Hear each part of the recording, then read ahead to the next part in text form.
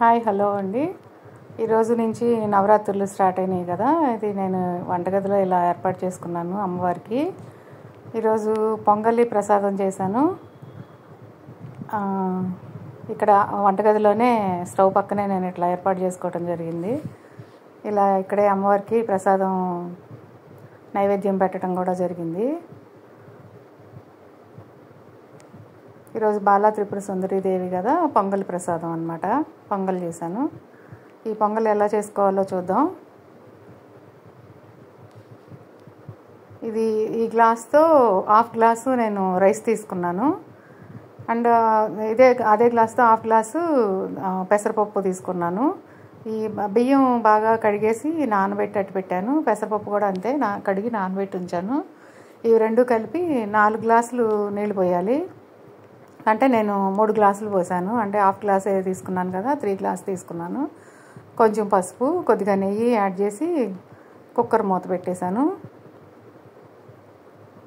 కొంచెం నెయ్యి వేసుకోవాలి. కొంచెం నెయ్యి వేసుకుని కొంచెం పసుపు వేసుకుంటే సరిపోతుంది. కుక్కర్ మూత పెట్టేసి ఒక 3 విజిల్స్ రానివ్వాలి. కుక్కరు 3 విజిల్స్ వచ్చిన తర్వాత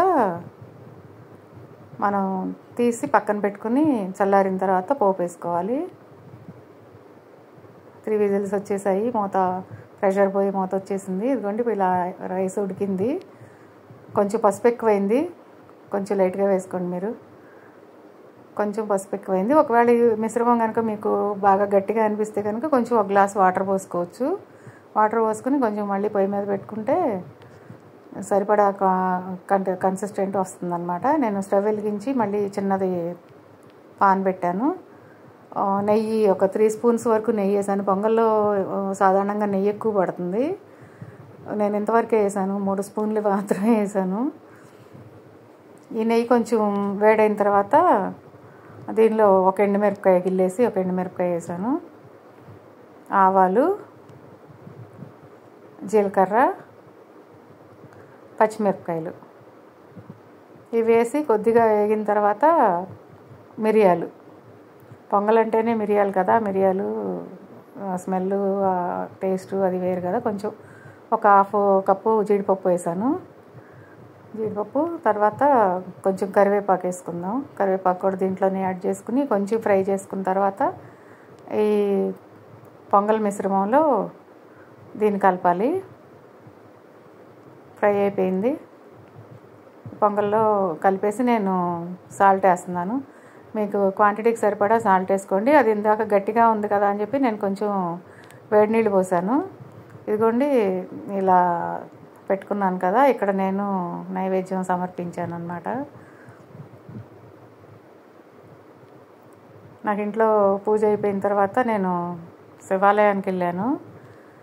శివాలయంలో చాలా బాగా అమ్మవారిని చేస్తారు. ఫస్ట్ సాయిబాబా గుడికి వెళ్ళాం. సాయిబాబా గుడి దగ్గర నుంచి శివాలయం, తర్వాత రామాలయం అన్నీ ఇంటికి దగ్గరలో ఉంటాయి కాబట్టి అన్నిటికి వెళ్ళటం జరిగింది ఇవాళ.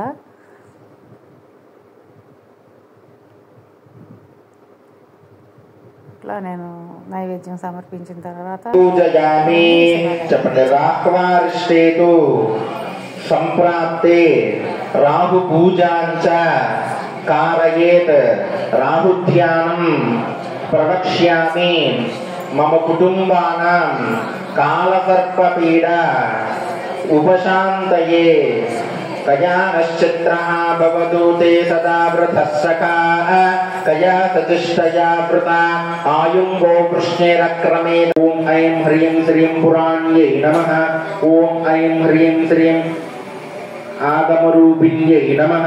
ॐ ऐं ह्रीं श्रीं ओंकारदये नमः। ॐ ऐं ह्रीं श्रीं महाविद्यायै नमः। ॐ ऐं ह्रीं श्रीं महाप्रणवरूपिण्यै नमः। ॐ ऐं ह्रीं श्रीं भूतेश्वर्यै नमः। ॐ ऐं ह्रीं श्रीं भूतमयै नमः।